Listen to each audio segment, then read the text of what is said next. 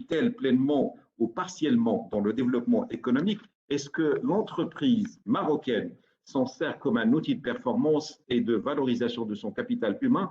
C'est pour répondre à toutes ces questions et d'autres que Tijara 2020 organise en partenariat avec Portnet un webinaire en présence d'entreprises et d'experts dans le domaine. Il s'agit de M. Ali Lamrani, président de la Fédération des GIAC, Mme Ilham Boujlid, manager associé du cabinet Job de Vente, M. Youssef Ahouzi, qui est directeur général par intérim de Portnet, M. Larbil Belriti, directeur général de Jumia, Mme Zineb Aouni, directrice du département talent et learning du groupe Danone. Bienvenue, mesdames et messieurs, et merci de votre présence. Bien avant d'entamer nos interactions et nos questions-réponses, et comme veut la tradition, le mot inaugural dit par Mme Nawal Laïdaoui, présidente de la Commission du capital humain et digitalisation de Tijara 2020. À vous la parole, madame.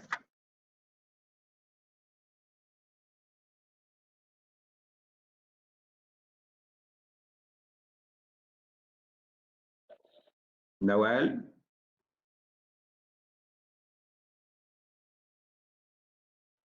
Oui, le son, pardon. Merci Mounir. Alors, Madame la manager associée de Job de Vente, Madame la directrice Talent and Learning de Centrale Danone, Monsieur le président de la Fédération des GIAC, Monsieur le directeur général par intérim de Portnet, Monsieur le directeur général de Jumia Maroc, Mesdames et Messieurs et chers amis. C'est avec un grand plaisir que nous nous retrouvons pour un nouveau rendez-vous webinaire de la Fédération Tijara 2020 autour du thème de la formation. Le choix du sujet s'est imposé avec l'urgence de relancer la croissance économique à travers l'investissement dans le capital humain.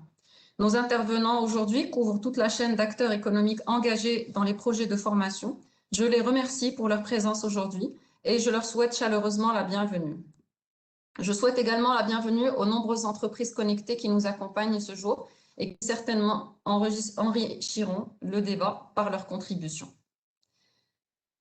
Mesdames et messieurs, dans un monde de plus en plus secoué par la crise économique et transformé par la digitalisation, le secteur de la distribution connaît de multiples transformations.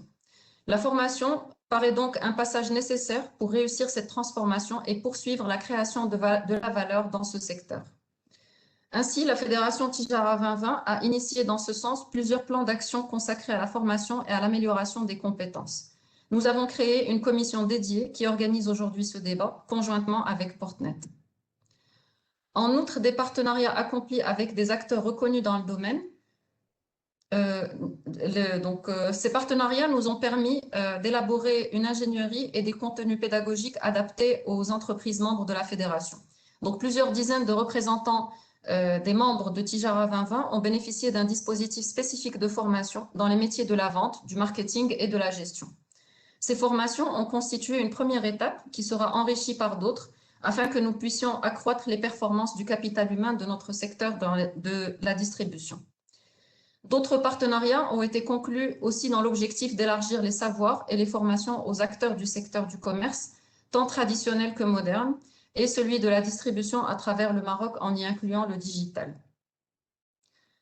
Les enjeux du capital humain, des savoirs et des connaissances constituent un véritable levier de développement. Donc, la Fédération Tijara 2020, acteur économique engagé, leur accorde un intérêt particulier afin de contribuer activement à l'essor d'un secteur structuré, agissant pour le développement socio-économique de notre pays. Merci de votre aimable attention et je vous souhaite un excellent webinaire. Merci Nawal, vous avez rappelé la mondialisation et la globalisation qui modifient structurellement et en permanence l'économie et les secteurs. La nécessité de suivre ces évolutions pour ne pas les subir et pour les maîtriser, il est nécessaire de recourir à la formation, à la mise à jour des connaissances. Vous avez aussi abordé les actions menées par Tijara dans le cadre, bien sûr, de la commission capital humain pour que les secteurs, que les secteurs de distribution et de commerce puissent rester agiles et innovants.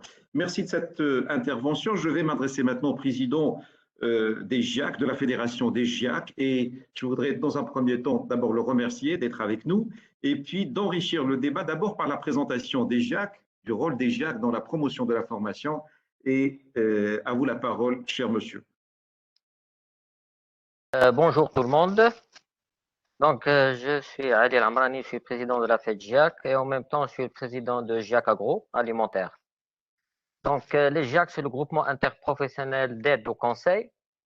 Donc, c'est des associations à but non lucratif émanant de plusieurs fédérations qui siègent à la CGEM. Donc, les GIAC, donc, leur travail actuellement, leur rôle, c'est de financer des études stratégiques et des ingénieries de formation. Donc, à travers c'est-à-dire la taxe professionnelle que les entreprises payent.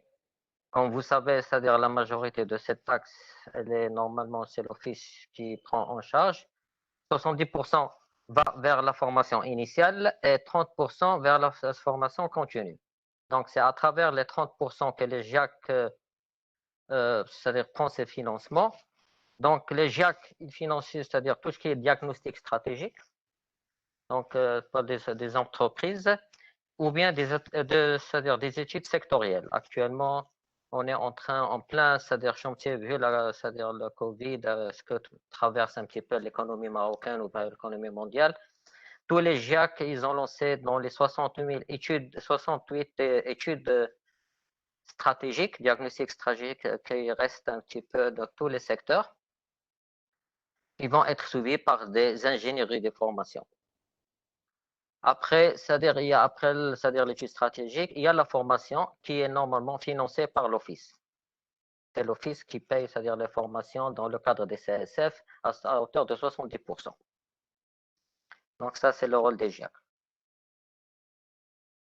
C'est Ali, je voudrais vous faire réagir par rapport à la thématique essentielle et principale de cette rencontre, qui est la formation comme levier, comme vecteur de performance. Est-ce que vous avez, vous, en tant que président de la Fédération des GIAC, qu'il y a cette prise de conscience au niveau des entreprises marocaines de l'enjeu de la formation? Réellement, est-ce que vous le sentez? Est-ce qu'il y a des sociétés qui s'y intéressent ou d'autres qui tournent le dos à cette formation pour différentes raisons qu'on va expliciter au fur et à mesure?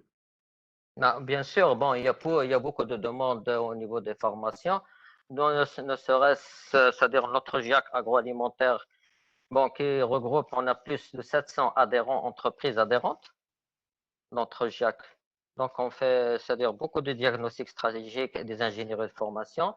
Actuellement, c'est-à-dire, on est en contact directement avec des fédérations qui cherchent à faire des études, à lancer des études sectorielles.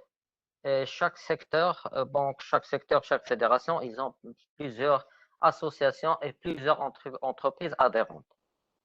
Et vu les premières, c'est-à-dire études qui ont été réalisées dans ces derniers mois, au niveau de notre, c'est-à-dire GIAC, une étude stratégique dont le besoin a été vraiment très, très, très demandé. C'est une étude, c'est de la FISA, c'est-à-dire la FISA, c'est la Fédération de volailles. Et surtout qu'ils ont actuellement un contrat programme avec le ministère de l'Agriculture et qui rentre un petit peu dans le green, c'est-à-dire avec le ministère de l'Agriculture, où le capital humain, il est plus à 90% dans cette stratégie, dans Sa Majesté le Roi. Il a donné dernièrement, c'est-à-dire le lancement de ce lancement de ces travaux. Parfait. C'est Ali, au-delà des études, est-ce que sur l'aspect pratique des choses, est-ce qu'il y a un engouement? Est-ce que les entreprises s'intéressent à former leur personnel? C'était ça la question, au-delà des études, bien sûr, qui sont sectorielles et très importantes pour les entreprises et les secteurs. Mais réellement, au niveau du personnel des entreprises, est-ce qu'il y a un intérêt qui est manifeste et que les entreprises transforment C'est-à-dire tout en dépend réalité? de l'entreprise. Tout dépend pardon? Attendez. C'est Ali, je ne vous ai pas entendu. Tout dépend Excusez-moi. Attendez. Voilà.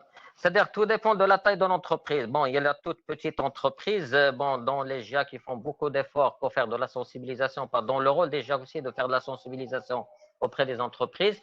Mais les PME en général, il y a une forte demande, surtout, c'est-à-dire au niveau, c'est-à-dire avec le changement, c'est-à-dire actuel, tout ce qui passe vers la digitalisation et tout ça, il y a beaucoup de demandes, c'est-à-dire de formation dans ce sens.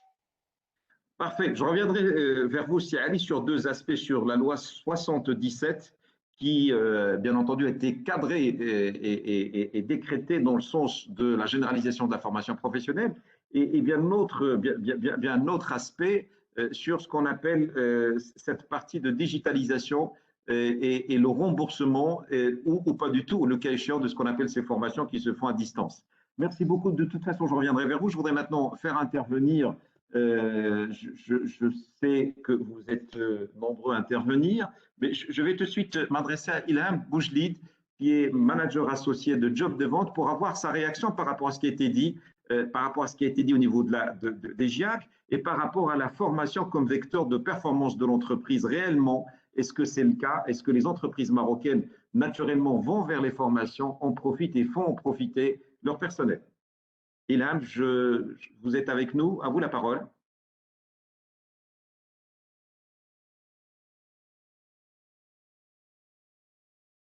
Ilham, je pense, s'il y a des problèmes de connexion, donc on laissera le temps à Ilham de se reconnecter.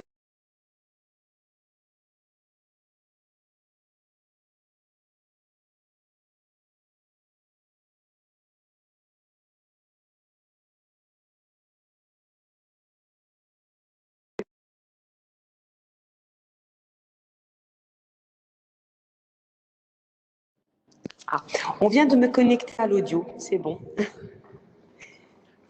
Alors, je vais demander à Si Youssef de patienter parce qu'Ilham, j'essaie de vous avoir pour répondre à deux ou trois questions. Je ne sais pas si vous avez entendu les questions, Ilham? Oui, oui, tout à fait. Est-ce que les entreprises, du secteur investissent dans la formation? Pardon, j'ai un peu de bruit. Oui, très certainement, parce que si ce n'était pas le cas, nous, en tant qu'organisme de formation, nous n'existerions pas. Il faut savoir que les entreprises de formation, que ce soit dans la grande distribution ou que ce soit dans les métiers du détail aussi, parce que le détail est en train de s'organiser, ont fortement recours à la formation. Pourquoi? Parce que ce sont des métiers qui ont évolué énormément sur les dernières années, qui se sont beaucoup digitalisés. Je vais laisser peut-être Sybille Riti en parler aussi, et qui se sont beaucoup modernisés. Nous accueillons aussi des personnes relativement jeunes dans ces métiers-là, qu'il faut former sur tous les sujets. Juste quelques chiffres que nous avons recueillis l'année dernière, l'année d'avant, ça évolue assez doucement. Les plus fortes formations sont effectivement dans ce métier-là autour des méthodes de distribution, donc plus on va dire métier, mais il faut savoir qu'il y a une très très forte demande autour de tout ce qui est soft skills. Les entreprises portent sur elles le complément de formation absolument nécessaire à leur intégration. Et ce sont très étonnamment, ce sont des personnes qui se sont très rapidement adaptées aux nouveaux modèles de formation digitaux. Donc nous avions lancé l'année dernière une étude pour mesurer le taux d'équipement en smartphone et selon différents modèles de smartphone pour voir est-ce que les formations digitales étaient accessibles à ces personnes. Il y avait un très fort taux d'équipement et une appétence très importante à de la formation, qu'elle soit physique ou digitale. Donc, aujourd'hui, le souci n'est pas dans est-ce que les entreprises, est-ce qu'elles ont besoin de former leur personnel? Ce n'est pas ça le sujet. Ce sont des budgets qui sont très importants, qu'elles portent quasiment seules et qui sont, comment dire, un must-have, pas un nice-to-have, mais vraiment un must-have pour pouvoir accéder à ces métiers-là de manière efficiente, pour garantir un onboarding correct, premièrement, et ensuite, pour aider les recrues et même au-delà, les personnes à aller au-delà de ces 6 mois fatidiques qui font que la relation entre l'employé et l'employeur soit efficiente. Mais au-delà, ce sont des métiers, aujourd'hui, vous l'avez bien vu, le commerce de détail a explosé l'année dernière, notamment dans les métiers de la grande distribution, et il y a un très fort appel d'air, donc avec des besoins en ressources qui sont très nombreux. Donc, qui dit besoin en ressources, dit besoin en recrutement, besoin en formation, besoin en accompagnement, besoin en outillage, digital notamment, etc. Mais pas que, parce qu'en fait, ces entreprises, elles évoluent dans un écosystème, elles ont aussi besoin, très souvent, de former leurs clients pour qu'ils comprennent un peu leur mode de fonctionnement, leur méthode, etc. Donc, tu veux dire, Ilham, qu'il y a ce qu'on appelle le phénomène de corrélation, c'est-à-dire qu'il faut aussi former les partenaires en même temps, ainsi que les fournisseurs, etc. aujourd'hui, c'est indispensable. Je vais vous donner un exemple très simple. Par exemple, une entreprise qui travaille sur des produits avec des dates de péremption. Voilà. En fait, vous avez quand même besoin d'expliquer pourquoi le respect de la date de péremption de la DLC n'est pas juste un sujet en lien, c'est pas juste un sujet financier, c'est pas juste un souci de l'entreprise a besoin que les DLC soient flagués et qu'on ait un bon suivi de stock. Non, c'est un sujet aussi qu'on retrouve chez l'épicier, le grossiste, qui le suit de manière un peu artisanale, mais qui a besoin d'outils de suivi. Donc, l'entreprise, aujourd'hui, elle embarque non seulement ses collaborateurs, mais tout son écosystème. Elle doit embarquer ses partenaires clients, elle doit aussi embarquer ses partenaires prestataires, donc les entreprises qui font le transport pour elle, les entreprises qui manipulent le produit pour elle. Pourquoi? Parce qu'elles véhiculent son image de marque, donc elles ont besoin de manipuler ses produits avec respect, mais aussi de parler avec ses clients avec respect. Donc, malheureusement aujourd'hui, ce sont des choses qui sont portées par les entreprises, qui sont très lourdes. Alors, je ne vais pas parler uniquement du budget de formation en tant que tel, mais de tout ce qui va avec. Quand vous formez une personne aujourd'hui et qu'elle doit être formée dans une salle, puisqu'aujourd'hui, il n'y a que les formations en salle qui sont prises en charge par l'OFPPT, cette personne, elle n'est pas sur le terrain, elle n'est pas on the field. Et ça veut dire que c'est une personne en moins dans votre production, ça veut dire que c'est une personne que vous devez remplacer, ça veut dire que c'est une personne qui doit aller dans un lieu de formation et retourner de ce lieu de formation. Ça veut dire que c'est une personne dont on va prendre en charge le coût de transport, etc. Donc, ces entreprises-là sont extrêmement, déjà, elles sont extrêmement courageuses parce qu'elles prennent en charge tous ces éléments-là. Pourquoi? Parce que c'est ce capital humain qui fait leur productivité, leur production, leur marge, qui portent leur image de marque auprès de leur écosystème et que c'est juste incontournable. Incontournable. Voilà. Ilham, je voudrais juste vous interrompre sur ces formations, mais ils sont aussi considérés par les entreprises quand elles s'y investissent comme un investissement, c'est-à-dire qu'il y a un retour sur investissement dans la performance de ce capital humain. Est-ce qu'il y a cette conscience au niveau des entreprises? Alors, clairement, nos clients disent quelque chose, dans le capital humain, ils disent quelque chose qui est assez rigolo. Elles nous disent, nous avons essayé la non-formation, ça coûte très, très cher. Donc, nous allons sur la formation. Tout à fait. Bien sûr qu'il y a un ROI et chaque action de formation, on calcule un retour sur investissement. Pourquoi? Parce qu'en fait, on attend un impact sur les KPIs, mais pas que. On attend aussi un impact sur le baromètre client. On attend un impact sur le nombre de réclamations. Il y a un certain nombre de SLA. Quand on s'engage sur des budgets de formation avec ces entreprises, il y a un SLA. Ce sont des indicateurs de performance de cette action-là qui sont mesurés, mesurables et sur lesquels nous sommes comptables. Comptable, ça veut dire que la formation, c'est un budget, c'est un investissement en temps, en argent, et en conséquence de quoi nous sommes comptables. Ilham, je t'ai perdu. Ilham.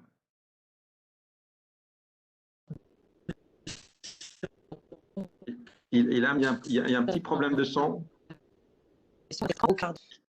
Quand vous faites une action de communication, vous comptez, quand je parle d'une action de communication produit, en fait, vous comptez sur votre retour sur investissement à court et moyen long terme en termes de recrutement de nouveaux clients, etc. Sur la formation, c'est exactement la même chose. On a des indicateurs de performance, de productivité des personnes qui seront formées et aussi de tout ce qui est baromètre client, puisque dans la distribution, nous avons la productivité, mais nous avons aussi le service, la qualité de service qui est extrêmement importante. Que ce soit dans le détail, dans le gros, dans le semi-gros, ou même sur des réseaux de distribution digitaux. Voilà. Ilham, et tout ça, c'est porté par l'entreprise. Dans tes propos est sortie la dimension soft skills qui devient quelque chose d'important. Pourquoi les entreprises s'y intéressent de plus en plus maintenant, notamment dans un secteur qui est le commerce et la distribution? Est-ce que c'est quelque chose qui est incontournable? Alors, c'est plus qu'incontournable puisque le commerce aujourd'hui au Maroc a rattrapé très très rapidement de nombreux écarts qu'il avait par rapport à des modèles beaucoup plus organisés qui sont arrivés sur le commerce moderne beaucoup plus vite que nous. Mais nous avons une clientèle, que ce soit dans le détail, dans le gros ou même dans le B2, dans le B2C. Nous avons appris très rapidement, et le digital aussi nous a appris très rapidement, quels sont les standards de service. Et quand on parle de standards de service, ça veut dire une qualité de service, ça veut dire une gestion de réclamation, ça veut dire une rapidité dans la livraison, ça veut dire une livraison qui arrive dans une certaine qualité, ça veut dire un livreur qui va se présenter, présenter son entreprise et la représenter de la meilleure façon possible. C'est les différents indicateurs qu'on mesure. Ça, c'est pas du métier, ça c'est pas de la prod, ça c'est pas du chrono, ça c'est pas du, comment dire, c'est pas de la machine, c'est de l'humain. À partir du moment où on travaille sur de l'humain, on travaille sur du soft skills. Et dans les métiers de service et de distribution, c'est le principal indicateur de satisfaction du client. Lui livrer un produit bien sûr de qualité pour tenir la promesse, dans les délais, avec des normes de service, donc avec un sourire, avec un accueil convenable, en ayant un retour par rapport à ce que vous avez servi, et puis en s'assurant qu'il est satisfait sur toute la chaîne de valeur, qu'il a bien compris ce qu'on lui a vendu, qu'il est satisfait de ce qu'on lui a vendu, s'il a une réclamation, l'écouter. Et ça, nous formons des personnes qui viennent de divers métiers dans la distribution, parce qu'il faut savoir, c'est que dans les métiers, dans les métiers du commerce, nous avons cette chance, c'est de pouvoir recevoir des personnes qui viennent de filières, de toutes filières confondues, donc des personnes qui ont plus des formations scientifiques, techniques, commerciales, management, ou pas de formation du tout. Et toutes ces personnes-là, il va falloir les mettre à un niveau sur des éléments dont la norme d'exigence est quand même relativement élevée. Quand on parle aux personnes qui sont dans les camions et qui servent les détaillants ou qui servent les grossistes, ils ont tous deux contraintes. Une contrainte de productivité, faire ma tournée le plus vite possible, mais dans la meilleure qualité de service possible. Donc, écouter mon client par rapport à ses commandes, écouter mes clients par rapport à son merchandising, écouter mon client par rapport à ses retours, etc. Et ça, c'est du soft skills. Donc, ça ne s'appelle pas autrement. Parfait. Merci beaucoup, Ilham. Je reviendrai vers toi sur d'autres aspects, notamment la digitalisation, qui est un défi, qui est un tournant que toutes les entreprises devront prendre, parce que c'est une exigence actuelle, accentuée aussi par le phénomène du Covid-19. Maintenant, Youssef Ahbouzi, vous êtes directeur général par intérim de Portnet. Je voudrais votre réaction par rapport à ce qui a été dit, par rapport à la thématique d'aujourd'hui, la formation comme vecteur de performance de l'entreprise, comment la formation agit au sein de votre structure et comment aussi vous en faites profiter vos partenaires, parce que vous êtes dans une logique d'écosystème. Vous avez vos clients internes à vous, c'est-à-dire les collaborateurs, et vous avez vos clients externes, les partenaires. Youssef Ahbouzi, merci d'être avec nous. À vous la parole. Merci beaucoup, Mounir. Ça me fait plaisir d'être avec vous aujourd'hui pour parler d'une thématique très importante pour nous. Comme vous avez dit, donc, pour Portnet, il y a deux volets, en fait, le volet interne et le volet externe. Donc, par rapport au volet interne, pour nous, la formation, ce n'est pas un facteur de production, mais c'est un facteur d'innovation. Ça permet à nos collaborateurs de monter en compétences, d'acquérir de nouvelles compétences et mettre ces compétences-là à disposition de toute la communauté. Donc, c'est un facteur d'innovation qui nous permet d'améliorer, de proposer de nouvelles idées à notre communauté. Donc, pour l'année 2020, par exemple, nous avons fait plus de 350 jours de formation, donc avec une moyenne de plus de 7 jours en fait, de formation par salarié. Et sur la partie IT, la partie des ressources IT, donc il y a eu plus de 200 jours de formation. Sur le volet externe, donc la formation pour nous c'est primordial, c'est quelque chose d'important pour accompagner notre communauté. Donc, ça permet en fait d'accompagner les démarches que nous entreprenons pour dématérialiser les procédures administratives et les procédures en fait du commerce international. Donc, ça permet à nos utilisateurs de gagner, à notre communauté de gagner en autonomie dans l'utilisation en fait des outils qu'on met à leur disposition pour la dématérialisation des procédures, de gagner en efficacité, de maîtriser les procédures. Donc, tout ça donc, sans une formation adéquate et qui accompagne les projets qu'on met en place. Ces projets-là sont voués à l'échec. Donc, c'est quelque chose d'important dans toute la démarche de conduite de changement et c'est-à-dire d'accompagnement de la communauté.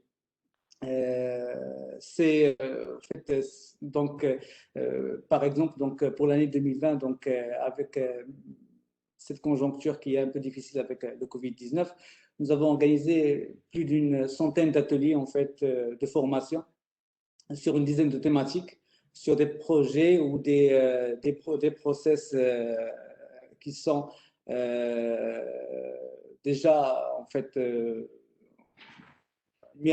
c'est-à-dire mis en production et utilisés par la communauté. Donc, ces formations ont permis un partage d'expérience entre les utilisateurs, donc un apport et conseil donc, entre déjà les intervenants eux-mêmes et également en fait de remonter en fait les problèmes et les problématiques et les enjeux qu'ont la communauté par rapport aux procédures, par rapport aux démarches que nous dématérialisons. Également, c'est un moyen de lever un peu les freins psychologiques chez les utilisateurs dans l'utilisation de l'outil numérique. Donc, il faut savoir qu'il y a une fracture numérique entre, c'est-à-dire qui est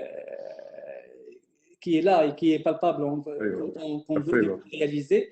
Et sans formation, on ne peut pas lever diminuer cette fracture numérique. Donc, voilà, donc c'est également en fait un outil d'accompagnement des utilisateurs, donc du passage du support papier ou de la procédure papier, de la procédure normale à la procédure numérique et la procédure digitale.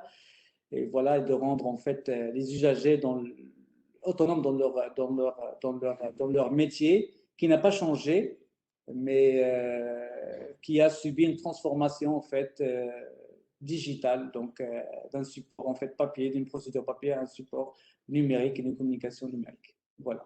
Merci beaucoup, Youssef. Justement, je voulais vous faire réagir par rapport à cette évolution, parce que vous passez du stade papier à quelque chose de digital. Comment est ressentie cette transformation par les entreprises et comment vous arrivez par la formation donc à cibler cette transformation, parce que vous pratiquez également de la conduite de changement, c'est-à-dire d'amener certains de vos partenaires, certaines entreprises, de passer d'une situation papier à quelque chose de digitalisé, de dématérialisé. Et donc là, vous opérez pour eux ce qu'on appelle une conduite de changement. Donc, comment vous agissez à travers vos programmes de formation? En fait, pour nous, ça devient quelque chose de primordial. Donc, nous avons toujours dans la conduite de changement, on a toujours ce qu'on appelle en fait les leaders, les gens qui vont vouloir s'imprégner du changement et de le prendre et de le couver et de l'utiliser. En fait, ces personnes-là, c'est des gens qui vont porter en fait ce changement-là. Ils vont être pour nous c'est-à-dire des ambassadeurs. Donc, dans toutes les formations que nous avons essayé de déployer cette année, donc pour l'année 2020 sur plusieurs projets, on essaie d'associer ces personnes-là dans ces formations. Donc, ça permet en fait d'apporter également en fait du conseil, d'apporter une vue en fait d'apporter en fait la partie métier dans la formation, et ça permet également d'apaiser un peu les craintes qu'ont les utilisateurs par le digital. C'est quelque chose qui est important pour nous.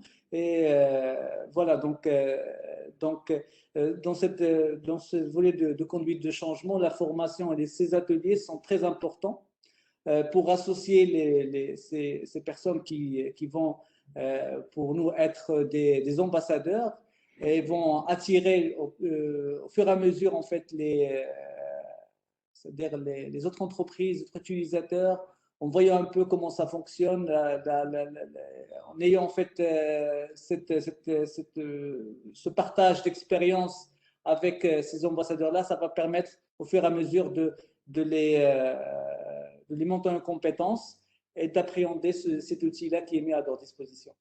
Merci beaucoup, Youssef, pour ces précisions. Effectivement, donc il y a beaucoup de pédagogie, beaucoup de pertinence dans le choix des méthodes et des pratiques pour amener, convaincre ces entreprises de passer du papier donc au digital. On reviendra sur ce sujet-là parce que c'est vrai que c'est un sujet d'actualité. Et maintenant, je vais interpeller M. Larbi El-Bedriti, qui est directeur général de Jumia. Jumia qui est le leader national de la vente à distance, de la vente digitalisée. C'est Larbi, vous n'êtes pas virtuel, vous n'êtes pas digital, vous êtes physique. Quelle est votre réaction par rapport à ce qui a été dit et surtout comment Jumia intègre la formation comme une nécessité vitale pour son développement au Maroc? À vous la parole et surtout merci d'être avec nous. Merci Simouniac pour l'invitation, merci Nawel. En tout cas, Pour la petite anecdote, quand Simounir m'a contacté pour ce webinaire, je me suis même posé la question pourquoi j'ai été contacté pour la formation, tellement que c'est un sujet qui est assez inhérent, dans le sens où je me suis dit, mais la formation, on n'a pas de plan de formation. Mais finalement, quand je me suis posé à moi-même la question, je me suis rendu compte que la formation était quelque chose qu'on faisait comme, comme respirer. C'est quelque chose qui était tellement naturel dans notre métier. Et pourquoi? Parce que dans le digital, clairement, la plupart de nos métiers sont nouveaux et on a clairement, depuis le début, dû former tout le monde à tout. Donc, je ne parlerai pas de tous les départements, mais c'est quelque chose qui a été assez compliqué pour nous de trouver les talents ou, à la même occasion, de continuer à former les personnes pour pouvoir évoluer dans leur carrière. Donc, à ce niveau-là, en parlant déjà d'expertise manquante, on a énormément d'expertises aujourd'hui sur lesquelles on n'arrive pas à recruter de manière assez facile.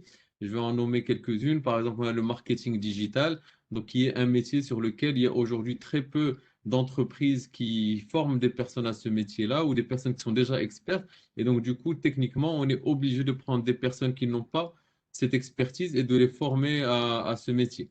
La logistique du e-commerce, comme le mentionnait Ilham Boujdid, c'est quelque chose aussi qui est très différent. Livrer une lettre, ce n'est pas la même chose que livrer un colis. Ce n'est pas la même chose que livrer un repas. Et donc, clairement, tout ce qui est livreur, préparateur de commandes, etc., sont des métiers qui sont extrêmement nouveaux et sur lesquels on doit aussi trouver des personnes qui sont expertes ou devoir les former.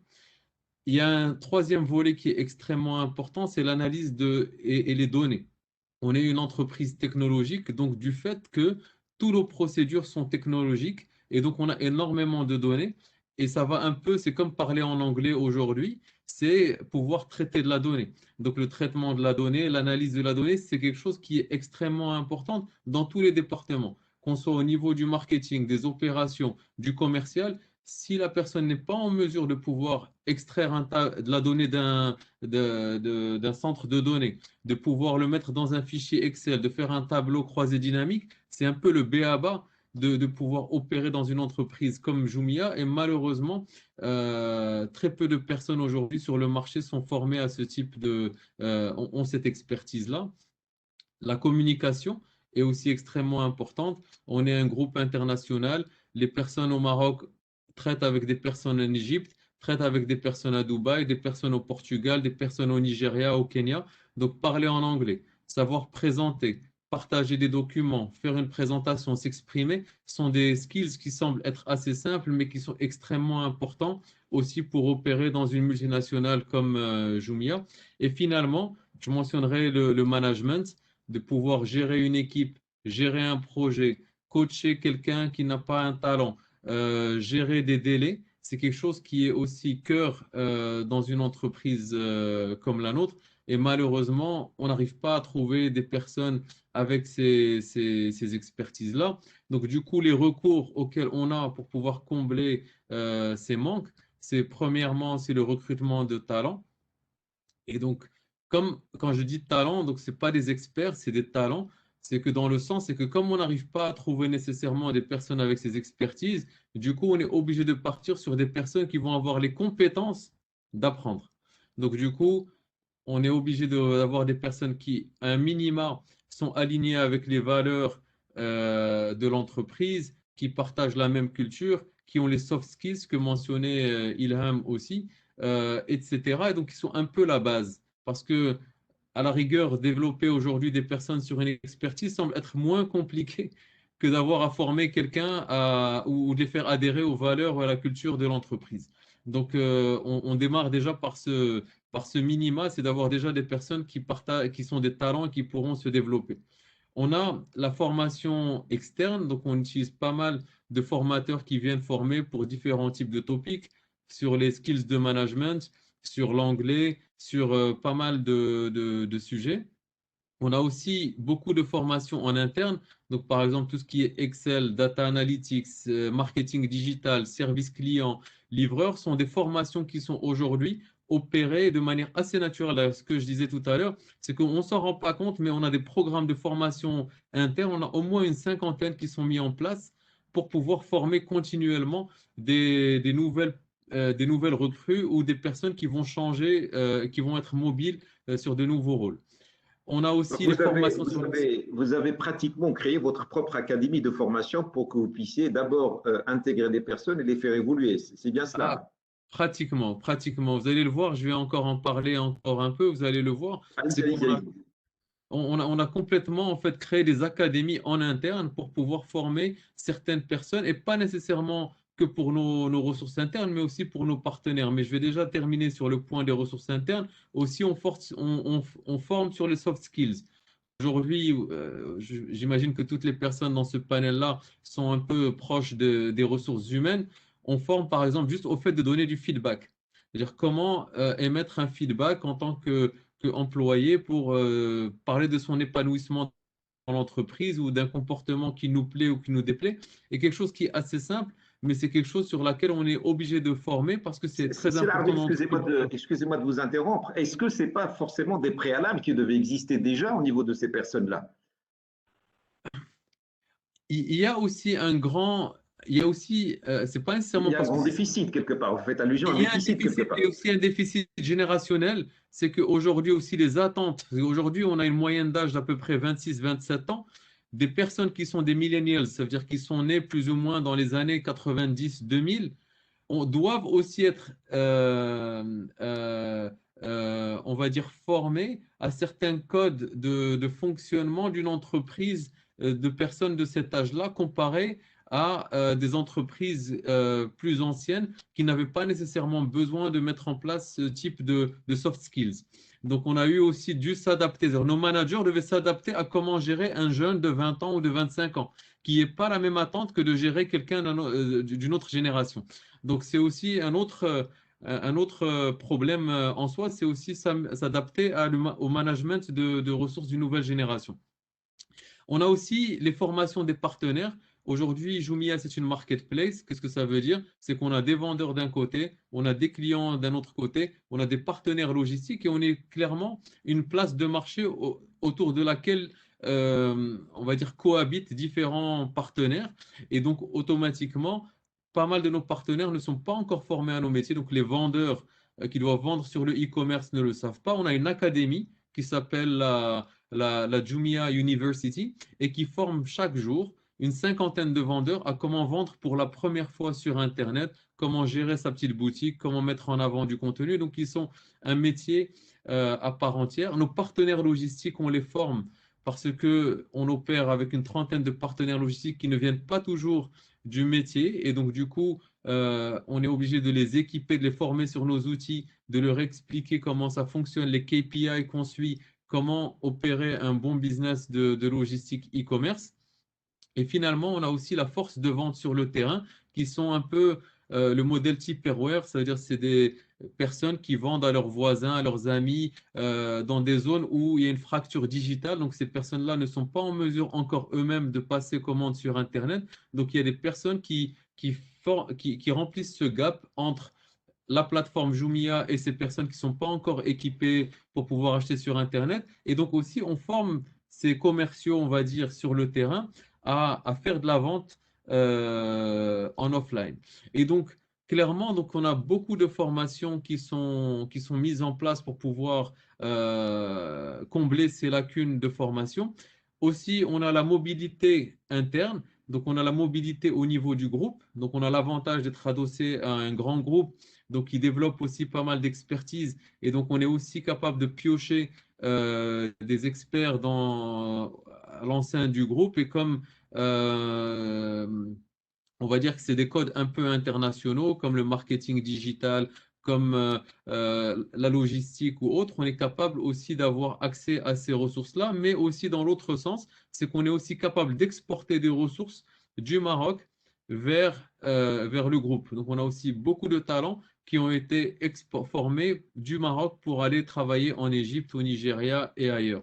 Et finalement, pour rester sur ce point-là, c'est le partage de connaissances internes qui est un point très souvent banalisé où des fois culturellement la transparence ne le permet pas. Donc c'est déjà le partage entre équipes d'information. On a ce qu'on appelle par exemple le stand-up meeting qui se fait avec toute l'entreprise une fois tous les 15 jours, qui permet de partager un peu tous les résultats et les développements qui se font au niveau du groupe, de l'entreprise au Maroc, et donc qui nous permettent de partager avec les 500 employés aujourd'hui de Jumia un peu toutes les informations, et ça fait que ça aiguise un peu la curiosité de toute l'entreprise aux différents projets qui sont en train de se développer. Et j'en passerai donc pas mal de partage d'informations par email, par conférences, webinaires et autres qui sont extrêmement importants. Donc, je ne m'attarderai pas plus, mais si vous avez des questions, Simonet, en Bien sûr, de toute particulier. façon, on reviendra sur tous ces aspects, mais j'ai déjà une ou deux questions donc à vous poser. Est-ce que Jumia, à travers ses formations, parvient à satisfaire, à générer une forme de satisfaction au niveau de son personnel, de son capital humain? Est-ce que vous pensez qu'il y a un retour sur investissement sur ce que vous investissez en termes de formation? Certainement, c'est coûteux, mais quel est votre ressenti? Parce que vous investissez. Effectivement, je pense qu'aujourd'hui, le développement de l'expertise permet à Jumia ou n'importe quelle entreprise de gagner beaucoup en performance et donc du coup en rentabilité. Donc on ne le fait pas, comme le mentionnait Ilham, c'est quelque chose sur lequel on est clairement conscient, c'est que l'expertise va permettre à un employé de produire des fois 2 fois plus qu'un talent qui n'est pas formé.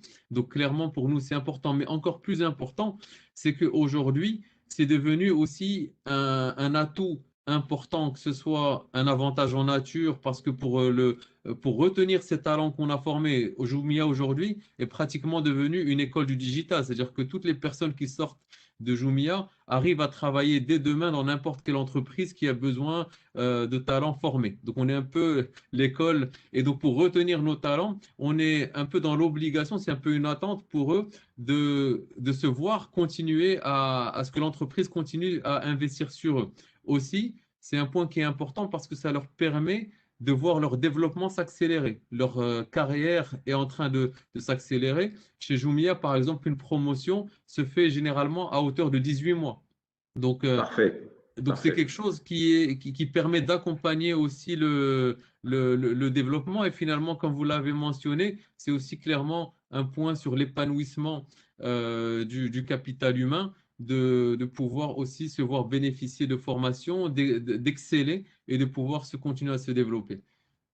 Dernière question, après je vous lâche pour interroger le reste du panel sur la concordance, le lien entre formation et fidélisation du personnel. Est-ce que c'est le cas au niveau de Jumia? Les personnes que vous formez restent plus longtemps que d'autres au niveau de votre structure? Oui, clairement. Et aujourd'hui, on remarque que déjà, on sait que le marché recrute énormément et que nos employés ou nos collaborateurs sont très souvent sollicités par des entreprises externes. Ce qui est sûr, c'est qu'on est obligé de se différencier. Il y a un point sur lequel on se différencie beaucoup pour retenir nos talents, mais qui n'est pas en rapport à votre question, mais c'est la culture et la valeur de l'entreprise qui crée un avantage immatériel extrêmement important. Donc, un peu à la Google ou à la Facebook, pour essayer de créer un avantage par rapport au marché. Mais ce qui est sûr, c'est que l'épanouissement, l'investissement en développement des personnes permet aussi de voir que, pour l'employé, de voir que sa carrière, son accélération de carrière au sein de Jumia est beaucoup plus importante que dans une entreprise externe. Je ne dénigre pas, mais c'est juste que le partage est très souvent celui-là, c'est qu'on a de très jeunes directeurs qui ont moins de 30 ans, et aujourd'hui l'entreprise a su mettre en avant ses talents assez rapidement. Et donc Merci du coup, bien beaucoup, sûr, ça les fidélise. Abdi. Je rappelle que vous êtes directeur général de Jumia. On reviendra vers vous sur d'autres questions. Et je m'adresse maintenant à Madame Zineb Laouni, qui est directrice du département talent et learning du groupe Danone. Bienvenue, Madame. Vous êtes la bienvenue parmi nous. Je vous remercie de votre présence et je voudrais votre réaction par rapport à ce qui a été dit et quel est le rôle de la formation au niveau de votre groupe, qui est un très grand groupe. Certainement, la formation y détient un rôle important. Comment elle est pratiquée, comment elle est perçue au sein de votre structure. À vous la parole. Alors, merci Mounir. Je vais commencer par une correction. Donc, c'est Zineb Zouaoui. Donc, il y avait déjà une erreur sur une première affiche et non Zineb Aouni. Donc, je suis en charge de tout ce qui est talent Je and suis navré, learning. Zineb. Je recommencerai plus. Merci beaucoup. Je suis désolé. Merci. Alors, donc je suis en charge de toute la partie talent and learning chez Centrale Danone. Donc, talent chez nous, c'est à la fois la partie recrutement, développement des compétences, des talents, et donc sur learning, toute la partie formation et aussi des accompagnements coaching. Donc, pour reprendre votre question, en quoi est-ce que la formation continue peut aider une entreprise? Est-ce qu'elle est importante? Alors, évidemment, oui, moi j'ai envie de vous répondre, elle est importante, surtout dans une entreprise de la taille de la nôtre. Donc, Centrale Danone, vraiment dans les grandes lignes, c'est plus de 60 ans d'existence. C'est aussi plus de 3000 salariés répartis en fait, sur une géographie quand même importante. Donc, on a à la fois un siège, 4 usines et une trentaine d'agences et de plateformes logistiques. Donc, on a vraiment une population éparpillée sur tout le territoire marocain. Et la formation, en fait, peut nous aider, si je dois raisonner un petit peu en entonnoir, sur 3 points principaux. Le premier, c'est elle va déjà aider à s'adapter à un monde qu'on appelle aujourd'hui un monde VUCA. Donc, les lettres pour volatile, incertain en anglais, complexe et ambigu. Donc, c'est vraiment le monde qu'on a aujourd'hui, dans lequel on vit. Je pense que la crise du Covid nous l'a démontré plus que jamais. On ne sait pas vraiment ce qui va se passer. Même maintenant, on ne parle même plus de moyen terme, mais à court terme, on ne sait pas vraiment comment on va devoir s'adapter. Et la formation continue est quelque chose qui aide déjà à se préparer à ce monde, à affronter cette complexité de changement permanent, à développer l'agilité, notamment en travaillant aussi sur les compétences du futur. Donc, Larbi a parlé beaucoup de la digitalisation, et c'est vrai que c'est une des compétences d'aujourd'hui et du futur.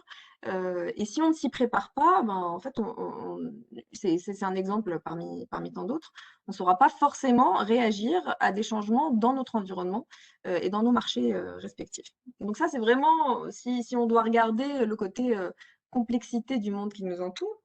Après, vraiment d'un point de vue entreprise, la formation continue, elle est là à la fois pour accompagner la stratégie de l'entreprise et du coup de développer les compétences là où la stratégie de l'entreprise a envie d'aller. Si on a envie d'aller dans l'innovation, il faut effectivement aller d'une manière plus pointue sur toute la partie développer les études de marché, développer nos compétences de développement de produits, par exemple, dans le cadre d'une FMCG comme la nôtre.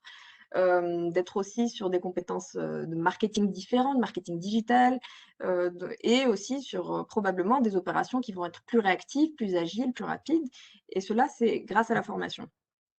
Et si on veut être aussi toujours au niveau d'entreprise, donc je parlais d'accompagner la stratégie de l'entreprise, mais c'est aussi, et certains de nos panélistes en ont parlé, c'est accompagner la culture d'entreprise, et la formation est un réel vecteur de cette culture d'entreprise. Surtout quand on parle de soft skills et de finalement quelles sont les valeurs de l'entreprise, quels sont les comportements qu'on a envie d'y voir. J'ai entendu parler de feedback, effectivement, c'est un point important. En tout cas, il y a des entreprises comme la nôtre qui vont avoir ça dans le socle de ces valeurs. Et c'est aussi grâce à la formation qu'on va accompagner cette culture d'entreprise, qu'on va créer cette culture d'entreprise. On va l'alimenter en tout cas. Donc ça, c'est au niveau de l'entreprise, le rôle de la valeur de la formation continue. Maintenant, si on devait descendre encore à un niveau un peu plus fin, au niveau de chacun des salariés de l'entreprise, donc la formation, évidemment, va aider à développer les compétences de chacun et développer les talents. Donc, on parlait de compétences, on parle de compétences fonctionnelles, donc qui vont être dans le développement d'un career path, de se dire de développer des compétences, je vais parler d'un commercial par exemple, des compétences de négociation, de prise de contact client, au fur et à mesure de développement de compétences managériales, comment je gère une équipe, comment après j'arrive à avoir une vision stratégique. Donc c'est vraiment pour accompagner dans les parcours, mais aussi on parle aussi de compétences cross-fonctionnelles, de développer réellement des parcours, et chez nous c'est quelque chose à laquelle on tient, c'est de développer parcours cross-fonctionnel, c'est-à-dire ce n'est pas parce que je suis commerciale que je dois faire ça toute ma vie. Si j'ai une appétence et une capacité à apprendre pour faire autre chose, bah, je peux aller vers d'autres types de métiers. Donc, chez nous, on fait aussi beaucoup ce type de changement parce que ça apporte beaucoup de richesse à l'entreprise et aux personnes concernées parce qu'elles se développent sur un type de compétences beaucoup plus large. Donc ça, c'est vraiment dans les grandes lignes que peut apporter la formation continue, en tout cas dans une entreprise comme la nôtre notamment.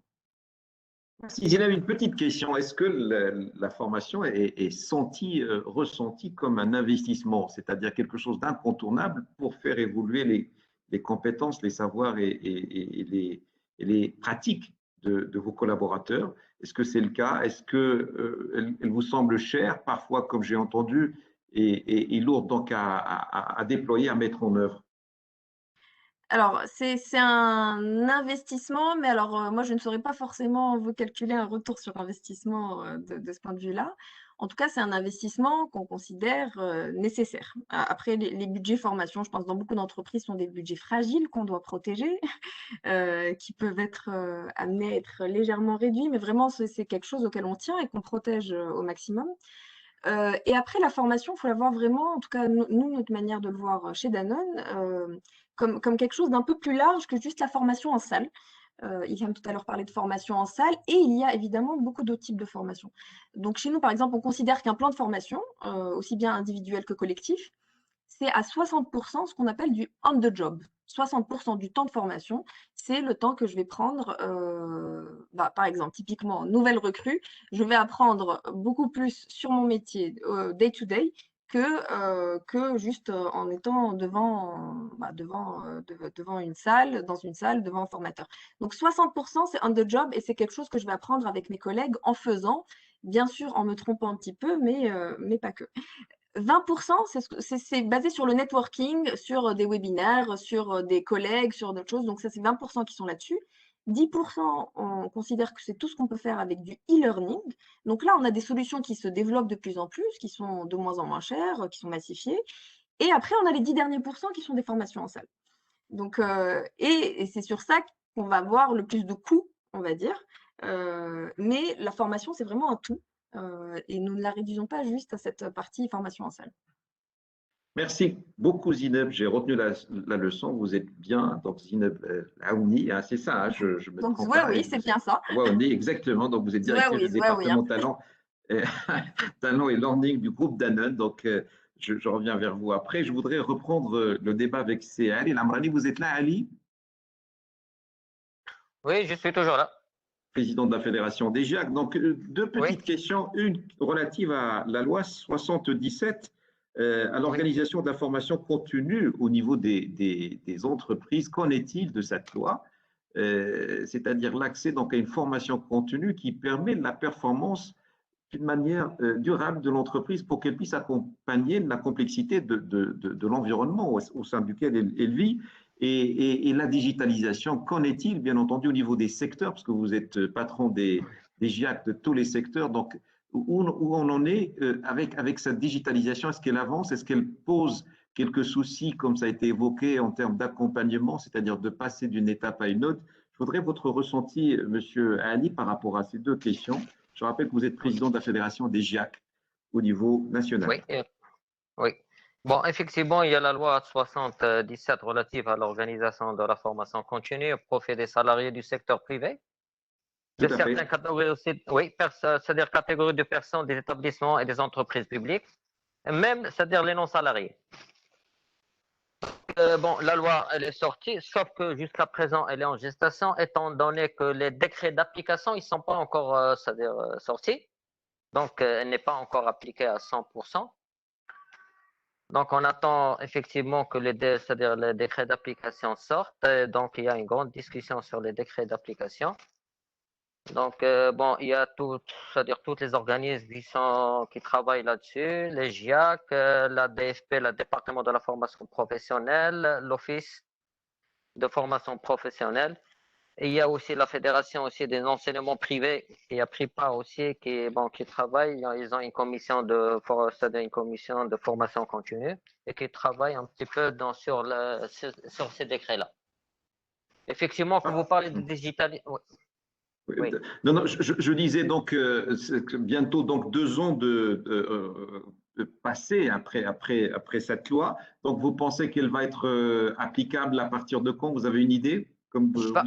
Je ne peux pas vous dire, étant donné que c'est-à-dire les décrets d'application, ils ne sont pas sortis. Hein. D'accord, parfait. Donc Parfait. voilà. Donc on doit Ok. attendre, c'est-à-dire les décrets d'application. Mais tout ce qui concerne la digitalisation, maintenant, c'est la nouvelle tendance, c'est-à-dire même la convertibilité de la formation. Il y a des métiers qui vont disparaître et on est en train de penser comment, c'est-à-dire convertir, c'est-à-dire ces jeunes ou bien ces salariés qui travaillent où il y a des métiers où il faut, c'est-à-dire faire une transformation, c'est-à-dire vers la digitalisation ou bien d'être pour d'autres professions porteuses. Donc, actuellement, c'est-à-dire que si vous voulez savoir que c'est les CMC, c'est-à-dire les cités des métiers de compétences, il y a dans les 13 régions, vous allez voir que, c'est-à-dire tout ce qui est digitalisation, ils sont dans toutes les régions du Maroc. Au niveau des formations des techniciens et techniciens spécialisés dans la digitalisation. Donc, bon, le Maroc, il veut, c'est-à-dire, bon, reprendre un petit peu le retard qu'il y a, c'est-à-dire au niveau des digitalisations. J'espère, bon, c'est-à-dire que les CMC commencent, c'est-à-dire, c'est-à-dire, il y aura le premier CMC, c'est celui d'Agadir. Peut-être que l'année prochaine, ils vont commencer, dans presque une année ou deux encore. On va voir, c'est-à-dire, des nouveaux stagiaires ou bien des techniciens spécialisés c'est-à-dire dans ces métiers-là pour rattraper un petit peu le retard qu'on a sur le marché marocain. Par C'est contre, Ali. c'est-à-dire moi, Oui, pardon. oui, Allez-y, terminez parce que allez-y, je vais terminer par rapport à une autre question. je reste toujours dans la formation, je levais la casquette, c'est-à-dire du GIAC. Bon, je parle qu'en tant que FENAGRI, je suis président de la commission formation. C'est-à-dire quand vous parle, c'est-à-dire des entreprises, mis à part les grandes structures qui font leur formation en interne ou bien ils ont une structure de formation, c'est-à-dire la petite entreprise ou pas la petite PME. Donc, presque le dernier souci, c'est-à-dire des dirigeants et tout ça, c'est la formation. Il n'y a pas la structure des DRH, RH et tout ça. Donc, c'est pour cela que l'outil actuellement, c'est-à-dire notre fédération, c'est-à-dire qui est la FENAGRI, elle a un outil entre les mains qui est les GIAC pour faire des sensibilisations auprès des entreprises, c'est-à-dire de la FENAGRI, pour sensibiliser les entreprises sur la formation et la formation continue. Et pourquoi il y a cette réticence? Est-ce qu'il y a le phénomène de la remboursabilité de ces formations? C'est ça, voilà. Ouais, c'est vrai, à un certain moment, il y a un on veut problème. parler un langage vrai, c'est parce que tout simplement, il y a une réticence au niveau de… Quand on parle de petites entreprises, il faut savoir que les formations, comme l'a dit Ilham, coûtent cher à l'entreprise. Donc, s'il n'y a pas un retour justement de ces formations en termes d'investissement, donc elles ne voudront pas y aller. Est-ce que vous êtes d'accord? Il y avait le problème. Je suis d'accord avec vous parce que, bon, au niveau des CSF, à un certain moment, il y avait des problèmes de remboursement.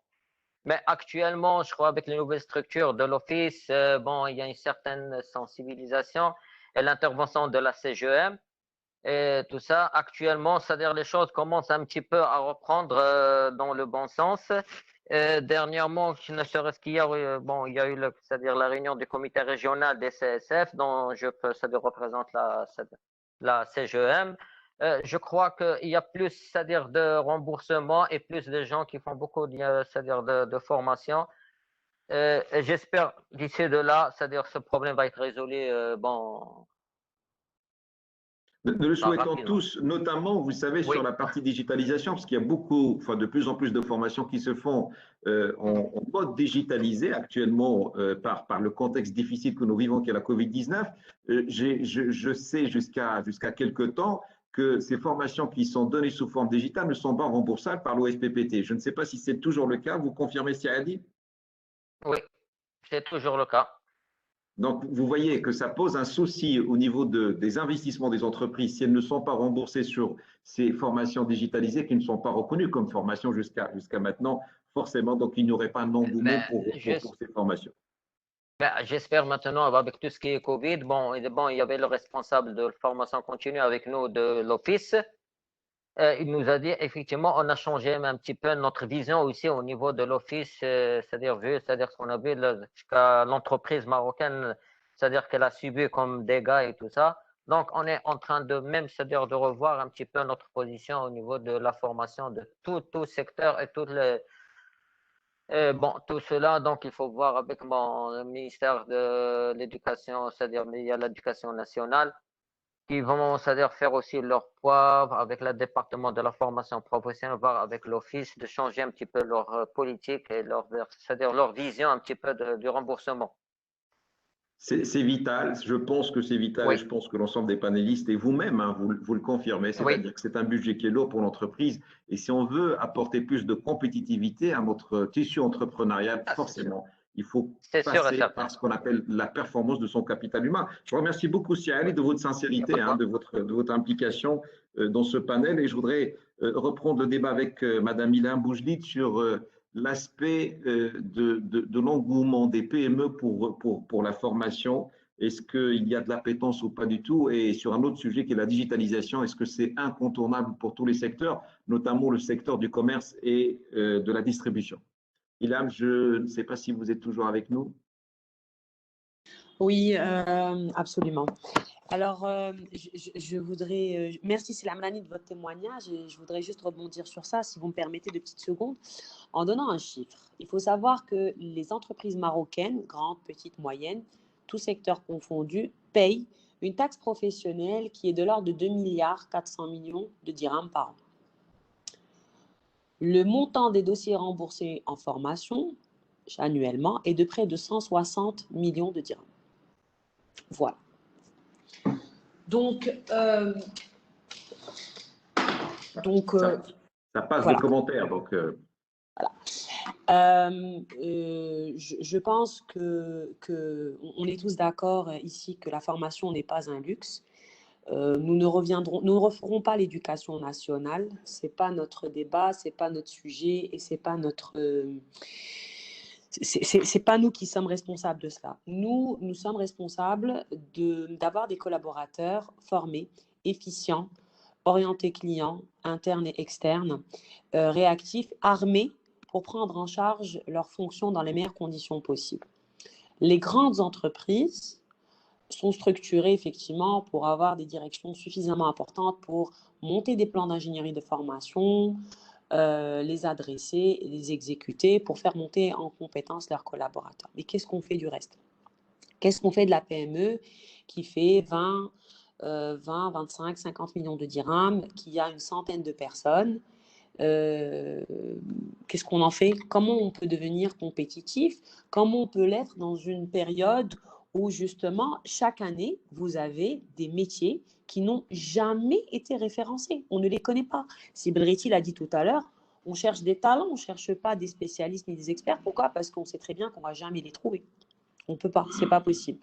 Donc, si cette expertise n'existe pas au Maroc, peut-être qu'on devrait l'acquérir grâce à des experts internationaux.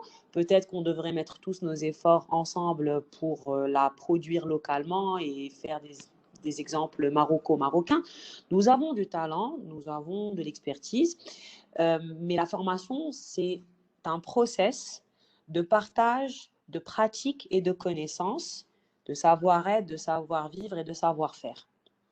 C'est tout le temps évolutif, tout le temps, tout le temps.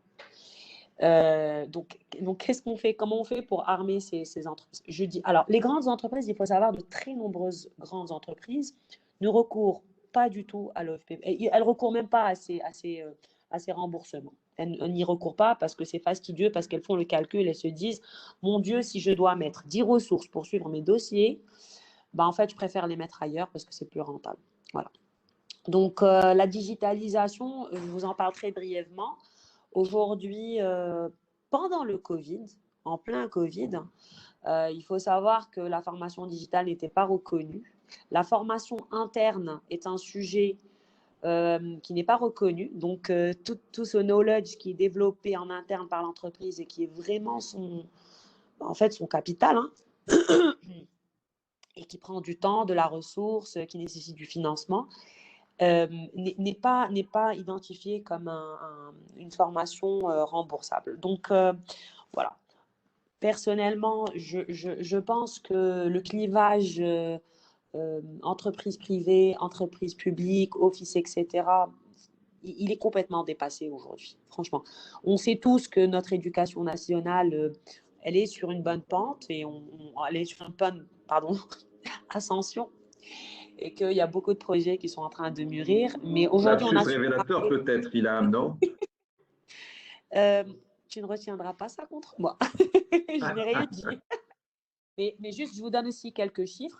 Nous avons à peu près chaque année quelque chose comme entre 1,2 et 1,8 personnes qui sortent de l'éducation nationale, donc université, école privée confondue, et qui arrivent sur le marché du travail. Voilà. Bac plus 3, bac plus 4, bac plus 5. Voilà.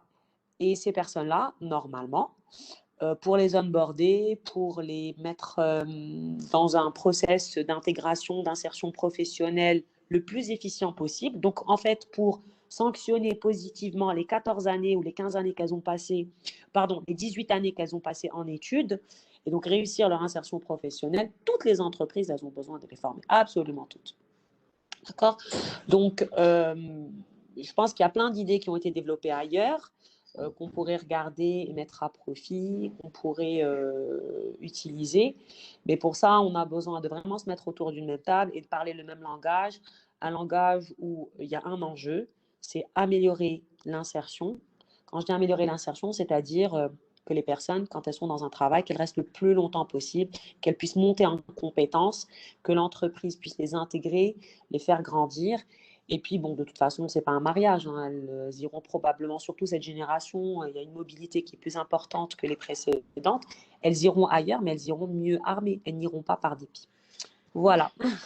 Merci, Ilham. Juste une petite question concernant la digitalisation et le secteur du commerce et de la distribution. Quels sont les prochains enjeux et comment le secteur peut-il intégrer d'une manière efficiente la digitalisation de l'ensemble de son écosystème? Parce qu'au fait, quand on parle de distribution, on parle de beaucoup d'aspects. Vous avez parlé des aspects sanitaires, il y a les dimensions logistiques, il y a les dimensions soft skills. Comment tout cela peut être résolu pour ce secteur qui est en train de connaître une mutation très importante au niveau du Maroc? On a le traditionnel, on a le moderne, on a le semi-moderne. Comment vous voyez cette évolution dans le cadre de la digitalisation? Les opérateurs ne nous ont pas attendus. Hein, je veux dire, alors, juste pour l'anecdote, hier, j'étais chez un grossiste. Un grossiste important, donc qui est quand même dans notre commerce. Il faut savoir que 70% du commerce se fait dans le traditionnel, pas dans le moderne. C'est en train d'évoluer très rapidement. Le commerce traditionnel est en train de s'équiper, il est en train de se former et il est en train de se digitaliser à sa façon. Donc aujourd'hui, les grossistes sont en train de s'équiper pour pouvoir avoir une logistique plus efficiente, pour pouvoir avoir des intégrations avec leurs distributeurs. Ils sont en train de se digitaliser et ils travaillent avec des jeunes. Donc, enfin, les personnes qui viennent dans ce métier-là n'ont pas forcément fait de très longues ni de très hautes études. En fait, on constate qu'il y a une très forte agilité qui ne demande qu'à être exploitée, encadrée et reconnue, certifiée.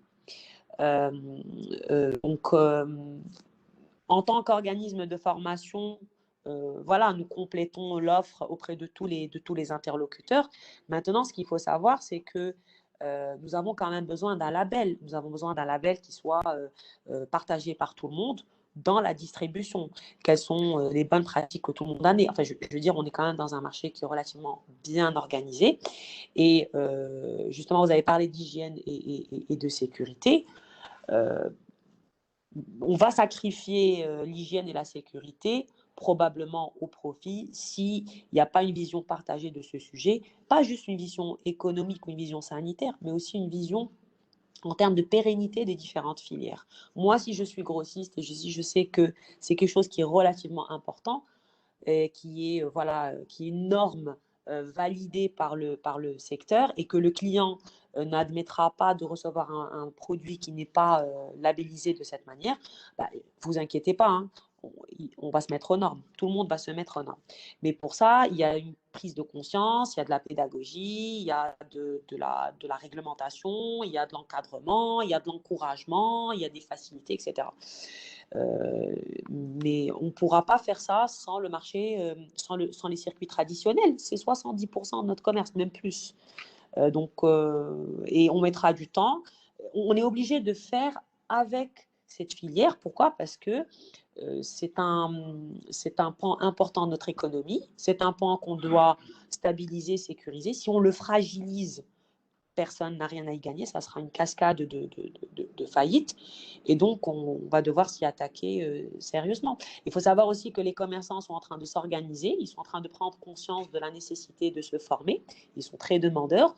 Aujourd'hui, ils sont en train de s'organiser, de s'équiper, de former, voilà, de demander de la formation, Ilham, entre autres choses. est-ce qu'il ne serait pas judicieux d'accompagner ce secteur qui est fragile, enfin je veux dire fragile par certains aspects, je parle du traditionnel, par aussi des packs de formation, des packs pédagogiques pour les sensibiliser sur une mutation, une évolution qui est en train de s'opérer peut-être en douce, mais qui est fatale, hein, qui va arriver un jour. Complètement. D'abord, il y a des chefs d'entreprise, donc ce sont des personnes qui sont conscientes qu'il faut gérer le PNL, et pour gérer le PNL, il faut gérer la ressource matérielle et immatérielle, donc ça, ils l'ont très bien compris. Ils sont demandeurs, ils sont numériquement importants. C'est quelque chose qui peut faire pencher la balance. On l'a tous vécu on a tous eu à vivre des expériences pas forcément très reluisantes de par le passé. Oui, ils sont demandeurs, et il vaut mieux y aller de manière structurée, organisée, avec une offre qui va leur permettre de monter en compétences de manière cadrée, certifiée, programmée, sécurisée, plutôt que laisser un peu l'anarchie s'installer sur le marché. Et clairement. Merci beaucoup, Ilham. Je rappelle que vous êtes manager associé du cabinet Job de Vente, et la parole est à M. Youssef Ahouzi, parce que vous gérez des milliers de transactions, des milliers de flux. Vous êtes, je le sais, donc très, très regardant et très observateur sur la qualité de ces flux, et vous impliquez différents acteurs, différents systèmes, donc différentes pratiques publiques, privées, etc. Comment vous arrivez en termes de formation de superviser l'ensemble? Youssef, à vous la parole. Beaucoup, Mounir. En fait, la formation, ça permet d'améliorer en fait la qualité de ce qui est de l'utilisation de l'outil et de la qualité de ces transactions. En fait, pour chaque transaction, donc quand l'utilisateur il est averti, il est formé, il a reçu une formation, en fait, on s'aperçoit que la qualité de ce qu'il est en train de saisir dans le système, de ce qu'il est en train d'échanger en termes de transactions, est d'une qualité supérieure. Donc c'est important pour nous c'est-à-dire de mettre en place ce dispositif de formation pour l'ensemble des utilisateurs de notre communauté.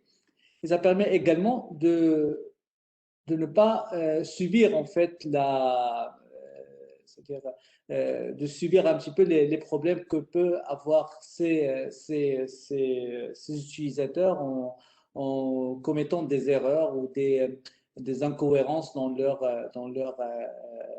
les transactions qu'ils sont en train de réaliser. Donc, la formation, ça permet tout simplement d'utiliser à bon escient l'outil informatique, la digitalisation, sans impacter le business de l'entreprise.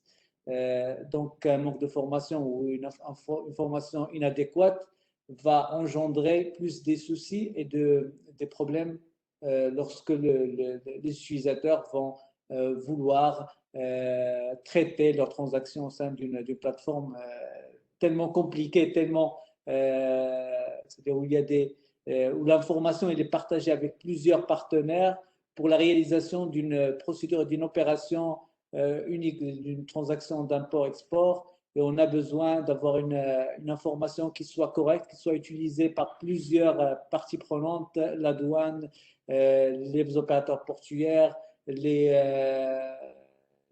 administrations, les organes de contrôle. Donc, tous ces partenaires ont besoin d'une information qui soit cohérente et qui soit correcte. Donc, l'utilisation de l'outil est en elle-même importante pour que ça soit, c'est-à-dire qu'on puisse améliorer et ne pas être c'est-à-dire un autre point de blocage pour l'entreprise, pour le business de l'entreprise. Il faut que les utilisateurs adhèrent et qu'ils aient une expérience, une compétence et qu'ils puissent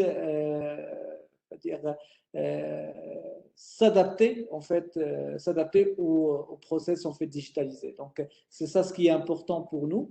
Donc, cette démarche de formation pour nous, c'est pas une nécessité, c'est quelque chose de vraiment primordial et qui est l'ossature du travail que nous faisons au sein de Portnet.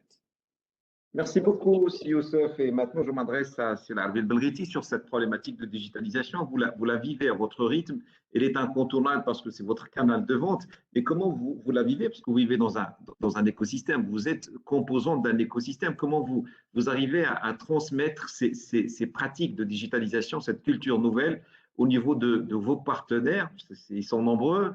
J'évoque la logistique. Je peux évoquer d'autres éléments. Comment vous arrivez donc à synchroniser l'ensemble à travers des pratiques formationnelles? Vous êtes là? Oui, oui, parfaitement. Alors, très bonne question. Je pense que aujourd'hui, l'information est un peu au cœur de notre activité parce qu'on est principalement une place de marché. Donc, on est beaucoup plus une plateforme de service et donc l'information est clé.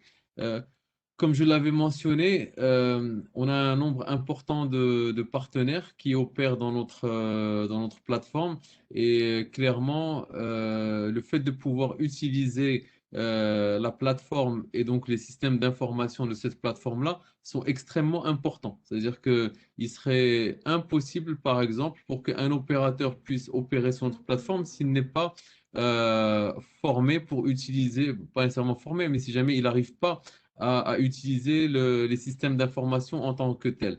Donc, inévitablement, on travaille énormément sur de la formation, sur de l'accompagnement et aussi sur du partage de la performance de chacun de nos opérateurs pour pouvoir améliorer l'usage des systèmes d'information et de la plateforme. Je donnerai un exemple. Par exemple, un partenaire logistique qui va prendre la distribution sur une ville, par exemple, doit être formé et doit pouvoir utiliser le système d'information pour pouvoir traiter les volumes et la marchandise qu'il va devoir livrer.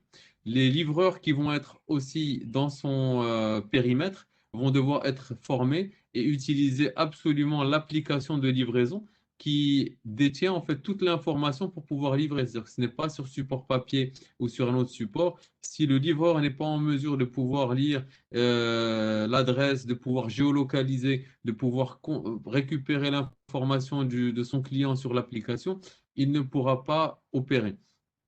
De ce coup-là, aussi, c'est que on opère aussi avec un partage de performance des différents partenaires. Par exemple, sur Casablanca, qui est une ville qui va être partagée par plusieurs partenaires, les volumes vont être attribués au partenaire qui sera le plus performant sur notre plateforme. Donc, du coup, être en mesure de pouvoir opérer sur la plateforme, mesurer sa propre performance sur la plateforme est quelque chose qui est clé pour nos partenaires pour pouvoir continuer à développer leur business et leur contribution dans notre écosystème. Donc, pour nous, ça semble être assez simple. Je ne sais pas, est-ce que pour vous, Non, ça le semble aussi? ça l'est parfaitement. En même temps que vous parlez, j'essaie de mentaliser, tout simplement de considérer sur le plan du chiffrage ce que ça coûte. Et je voudrais vous poser une question, enfin, par rapport à ce qu'a dit Siali tout à l'heure. Est-ce que s'il y avait plus de remboursement de formation, vous aurez investi davantage dans la formation de vos personnels? Est-ce que vous ne vivez pas cette frustration d'investir autant sans avoir de remboursement? Est-ce que c'est le cas ou c'est pas le cas? Ben, aujourd'hui, pour être assez transparent, on a aucun remboursement de formation. C'est-à-dire que le processus de soumission pour un plan de formation pour pouvoir avoir des remboursements est extrêmement, à notre niveau, complexe. Et aussi, en termes d'agilité, c'est-à-dire qu'on n'est pas en mesure d'identifier les volumes et les plans de formation qu'on va devoir mettre en place année sur année. Et de ma dernière compréhension, c'est qu'il fallait préparer l'année d'avant les formations qui vont avoir lieu l'année d'après avec un… Et donc, ça semble être tellement compliqué et que la formation est tellement cœur dans notre activité qu'on a tout simplement pris, pas nécessairement la décision, mais dire qu'on a tout simplement intégré le fait que la formation était un coût inhérent au business et qu'on n'avait pas nécessairement besoin d'un support. Maintenant, clairement, si jamais le processus de remboursement de ces formations, aussi d'ouvrir un peu l'éventail au type de formations qui peuvent être remboursées, serait clairement quelque chose qui pourrait encore plus développer nos formations. Très récemment, pas récemment, mais fin 2019, on a eu une discussion avec la direction du commerce pour pouvoir former des opérateurs de points de collecte dans des zones reculées, donc ce qu'on appellerait des zones plutôt rurales. Et donc, nécessairement, il y a besoin de les former, de les équiper pour pouvoir opérer ce qu'on appelle, nous, une pick-up station ou plutôt un point de collecte de marchandises. Et donc, la direction du commerce était dans cette perspective de pouvoir nous subventionner dans cet accompagnement de formation de ces points de collecte qu'aujourd'hui, malheureusement, on n'arrive pas à faire en dehors des zones qui sont les plus denses et les plus intéressantes pour nous. Et donc, du coup, on délaisse des zones sur lesquelles on n'a pas nécessairement assez d'intérêt. Et donc, visiblement, on pourrait encore plus agrandir notre réseau de partenaires si jamais on avait un support de formation. Merci beaucoup, Sir Arbi. Je pense que Siad El Amrani a pris note de ces informations pour pouvoir, bien entendu, les transmettre aux personnes concernées. Zineb Zouaoui, j'ai retenu le nom, hein, vous voyez, donc j'ai bien retenu la leçon. Votre réaction par rapport tout simplement à cette digitalisation que vous devez généraliser à votre écosystème, comment vous la vivez? Parce que Danone s'appuie sur un réseau distributeur, puis par la suite à des clients finaux. Comment est gérée la formation de tout cet écosystème? Est-ce qu'elle est onéreuse? Est-ce qu'elle est complexe? Et comment vous voyez l'avenir? Inès, vous êtes toujours là? Oui, je suis toujours là. Alors nous, on s'appuie pas sur un réseau distributeur, nous, on fait de la vente directe. Donc on a une force de vente qui va directement, auprès des clients tous les jours et nous, c'est déjà cette force de vente qu'il faut former quand on adapte, les nouveaux outils. Et notamment, bah, on développe au fur et à mesure des outils de plus en plus performants, de plus en plus à l'air du temps. Et c'est notre première cible, c'est, cette population qui est plus de 1000 personnes au niveau de la force de vente, qu'on doit accompagner. Moi, j'ai envie de revenir aussi sur la digitalisation de la formation en tant que telle, parce que c'est l'un des gros défis qu'on a connus en 2020. C'est comment aussi utiliser les plateformes digitales pour former nos salariés, qui en soi est un premier défi. À la fois bah, nous-mêmes en interne, pour avoir l'adhésion des gens, pour se connecter, pour faire des formations, mais aussi pour se faire accompagner aussi en externe par par différents organismes qui eux-mêmes se réadaptent là-dessus. Donc ça, c'est un des challenges. On a commencé à le faire donc fin d'année dernière, donc à réadapter des formations qui soient interactives, ludiques, intéressantes et apprenantes, bah, justement en format virtuel. On a encore du travail à faire, mais on se rend compte qu'il y a quand même aussi beaucoup de bénéfices là-dessus. Maintenant, l'une des questions aussi qu'on se pose d'une manière très transparente, c'est comment démocratiser au plus de personnes possible, Tout à même fait. ceux qui n'ont pas un Tout à fait.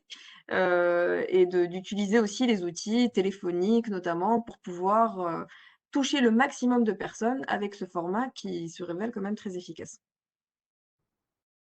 Parfait. Merci beaucoup, Zineb. J'ai une dernière question pour vous tous, parce qu'on s'approche de la clôture de ce webinaire fort intéressant. Et je voudrais commencer donc dans l'ordre que j'ai établi au premier. Qu'est-ce qui ferait que les entreprises, notamment les PME, hein, c'est ce qui constitue la texture fondamentale de notre économie, qu'est-ce qui ferait que les entreprises, les PME essentiellement, investissent davantage dans la formation? Quels sont les freins et quels sont les premiers freins, selon vous, à enlever? Je commencerai par Siali Lamrani. Je rappelle que vous êtes président de la Fédération des GIAC au niveau national. Qu'est-ce qui ferait que les entreprises, notamment les PME, investissent davantage dans les formations, surtout dans un contexte difficile, et quels sont les premiers freins à lever?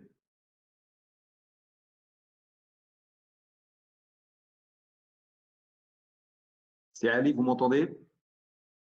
Oui, oui, oui. Vous pouvez répéter la question? La question, c'est une question que je voudrais vous poser à vous tous, chacun, toutes et tous, chacun avec sa sensibilité. Qu'est-ce qui ferait que les entreprises, notamment les PME, parce que c'est ce qui constitue la texture économique de notre pays, qu'est-ce qui ferait que ces entreprises investissent davantage dans les formations et quels sont pour vous les freins à enlever le plus tôt que possible pour qu'elles investissent et reviennent donc à l'intérêt de la formation pour leur développement et leur performance? Les freins, normalement, que j'ai dit, ce sont les remboursements, comme vous l'avez dit tout à l'heure. Parce que c'est le système de remboursement qui a, bon, c'est-à-dire toutes les entreprises se sont dit pourquoi on va commencer à investir dans la formation, étant donné qu'on ne va pas être remboursé. Donc, il y a des entreprises maintenant qui attendent encore un remboursement d'il y a 2 ans ou il y a 3 ans. Donc, c'est ça le frein, le véritable frein, c'est-à-dire les entreprises.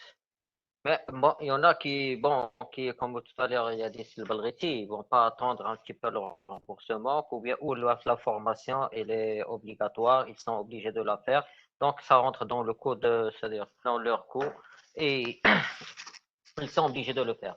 Mais par contre, c'est-à-dire normalement, c'est-à-dire ce qui est fait, ou est-ce que maintenant, ce qu'on est en train de travailler là-dessus avec tous les opérateurs, ce sont les remboursements et je crois, j'espère, d'ici, dans les prochaines années, c'est-à-dire c'est un problème qui va être résolu. C'est Ali, qu'est-ce qui bloque encore? Sincèrement, j'invoque votre sincérité. Il y a une loi qui existe depuis 2 ans. Il y a une volonté, il y a la survie des entreprises, des PME marocaines. Qu'est-ce qui, selon vous, fait traîner les choses encore? En 2 mots, hein. Ce que traîner, c'est-à-dire c'est les décrets d'application, ils doivent sortir. Donc, il doit y avoir le consensus pour faire sortir ces décrets d'application. C'est tout. Donc, ces décrets d'application, il y a c'est-à-dire un problème peut-être politique ou bien un problème, je ne sais pas, qui bloque un petit peu la sortie, c'est-à-dire ou bien la mise en place de ces décrets d'application. Merci beaucoup, c'est Ali. Je rappelle que vous êtes président de la Fédération des GIAC au niveau national. Ilham Boujlid, votre ressenti par rapport à cela, parce que c'est une question qui nous a été posée par des entreprises qui nous suivent. Quels sont les freins? Comment donc donner de l'appétence à ces entreprises? Quels sont ces freins en priorité pour que nous puissions leur donner envie d'investir dans la formation? Parce que c'est vital pour elles. Dans un monde de plus en plus concurrentiel, elles ont besoin d'affiner. Vous avez parlé d'armer, donc c'est-à-dire de permettre à leurs compétences humaines de se performer pour permettre une survie à ces entreprises. Je pense que le sujet, il est financier. Les entreprises déboursent chaque année 2,4 milliards de dirhams de taxes professionnelles. Elles sont remboursées à hauteur de 160 millions. Je ne veux pas faire de ce débat un débat financier, mais au final, si l'éducation nationale ne forme pas de ressources qualifiées pour les entreprises et si les entreprises doivent devenir compétitives en investissant dans leurs ressources, en allant de plus en plus vite, en recrutant des personnes, les onboardant rapidement, etc., il va bien falloir un moment ou un autre, c'est de l'arithmétique simple, hein, il va bien falloir un moment ou un autre qu'on se pose et qu'on rediscute de ces sujets-là. Donc, soit cet investissement, soit ce déboursement par la taxe professionnelle, il est correctement investi de par les personnes qui gèrent ce budget. C'est une option qu'on a réussi à bien gérer ailleurs. En France, on a mis en place le ticket formation, donc avec un dispositif très souple, très rapide. Voilà, donc ça, c'est un modèle de fonctionnement. Soit on repart de cette taxe professionnelle, parce que le sujet, c'est qu'est-ce qu'on en fait, où est-ce qu'elle va, qui l'utilise, comment et pourquoi. Donc, si elle n'est pas investie dans de la formation pour le capital humain que les entreprises doivent faire monter en compétences pour améliorer leur productivité, c'est qu'elle n'a pas lieu d'être. C'est tout. Enfin, je sais que c'est un peu polémique, j'en suis désolée, mais je ne sais pas dire les choses autrement, sans vouloir fâcher personne. Mais quand on met 3 ans à rembourser un dossier qu'on a mis 6 mois à constituer, à déposer avec le formulaire bleu qui correspond avec le formulaire rose et les signatures, etc., c'est qu'il y a une lenteur souhaitée, volontaire, organisée, structurée pour ralentir ce remboursement. Et les PME n'iront pas sur de la formation si elles ne sont pas aidées. On est en train de parler de grossistes, de détaillants, de commerçants, pour lesquels le sujet de la formation, même s'il est important, il n'est pas forcément inhérent à leur ADN, leur culture. Et ils ont d'autres moyens de formation qui sont très efficients pour leur métier. Et franchement, je trouve que ce qui a été fait dans ce métier est louable, extraordinaire et rapide. Maintenant, si on veut scaler, bah, il va falloir mettre les moyens. Et les moyens, c'est nos 2,4 milliards de dirhams. Voilà. Je suis désolée de conclure ce débat de manière Merci, aussi… merci. Là, vous avez exprimé Voilà. votre sensibilité, ce qui est votre droit par rapport à un sujet qui est très complexe et qui touche tout simplement la solvabilité des entreprises. Quand je dis solvabilité, leur pérennité dans le temps, sachant qu'on a des entreprises, surtout des PME, qui constituent, comme je l'ai dit auparavant, le noyau dur de notre économie. Si Youssef Ahouzi, comment peut-on donner envie donc à ces entreprises, plus d'envie d'investissement dans la formation? Quels sont, selon vous, les premiers facteurs incitatifs qu'on pourrait mettre à leur disposition pour que ça donne un plus de formation? Moi, je pense en plus de l'aspect financier, en fait, de l'aspect financier de la chose et comme comptable. Il y a également, en fait le coût, en fait, de la non-formation, de la non-compétence que peut engendrer, en fait, si on ne forme pas c'est-à-dire nos collaborateurs, si on ne forme pas nos collaborateurs, qu'est-ce qu'on subit comme manque à gagner et comme coût, en fait, supplémentaire à la production. C'est ça un petit peu que l'entreprise doit réfléchir, pas uniquement à ce qu'il va débourser en formation, mais ce qu'il perd quand elle ne forme pas, en fait. Quand il ne forme pas, voilà. Absolument. Merci beaucoup de cette justesse dans le propos. Malgré votre sensibilité, c'est une question, comme je dis, qui nous était adressée par les entreprises qui nous suivent. Quels sont ces freins qu'il faut enlever immédiatement pour donner plus d'occasions de formation à notre capital humain, surtout au bénéfice de ces PME qui n'ont pas les moyens des grandes entreprises et qui luttent pour leur survie? Alors, merci beaucoup, Simounir. Très bonne question, en effet. Alors, je pense que comme ça a été déjà mentionné, le point sur sur l'éducation nationale et le programme de formation, je pense, est extrêmement important. Je pense n'est pas nécessairement relié à la formation en tant que telle, mais si jamais l'éducation nationale n'était pas capable de proposer des talents avec des expertises qui répondaient directement aux besoins du marché, déjà, ça réglerait un problème de chômage des jeunes et aussi ça réglerait le problème de la formation des entreprises. Donc ça, je pense que c'est un débat en amont, mais en tout cas, je pense utile de le mentionner. Le deuxième point, concernant le processus d'accompagnement pour la formation et à mon goût, le goulot d'étranglement, je dirais que probablement il y a un sujet déjà sur l'éducation des PME à ces outils-là. Honnêtement, j'ai entrepris depuis pratiquement 15 à 17 ans. Je n'étais pas au courant en tant que PME de ces programmes de remboursement de formation. Donc clairement, je pense qu'il y a un sujet sur l'éducation des PME à ce type d'outils à leur disposition. Ensuite, la qualité de ce produit-là, est-ce qu'il est facile d'accès, pas facile d'accès, est-ce que c'est user-friendly comme on dirait? Je pense qu'il devrait y avoir une approche assez orientée utilisateur pour comprendre est-ce que le consommateur est vraiment, est-ce que cette formation est accessible, est-ce que cet outil de remboursement fonctionne ou ne fonctionne pas. Et je pense que là, il y a tout un sujet sur ce point-là. Je pense que ça a été un peu mentionné par tout le monde, mais je donnerais par exemple, c'est-à-dire c'est pas comme si ça devait être nécessairement compliqué. Je donnerais un parallèle. Récemment, j'ai été un peu, on va dire, présenté au processus comment on appelle ce programme-là? Est-ce que c'est Maroc Vert pour le financement de tout ce qui est agriculture? Absolument, tout à fait. Tout à fait. Honnêtement, c'est un process qu'on m'a expliqué qui est extrêmement simple, facile. Demander une demande, 3 mois, on reçoit un chèque.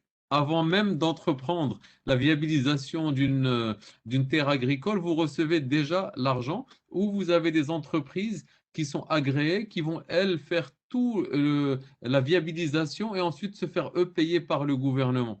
Et donc, je pense que c'est extrêmement facile. La personne qui m'en parlait me disait que c'est accessible à tout le monde, très rapide. Et je ne vois pas pourquoi on ne ferait pas un parallèle d'un programme qui marche très bien dans la viabilisation pour l'agriculture et de le déployer sur la formation.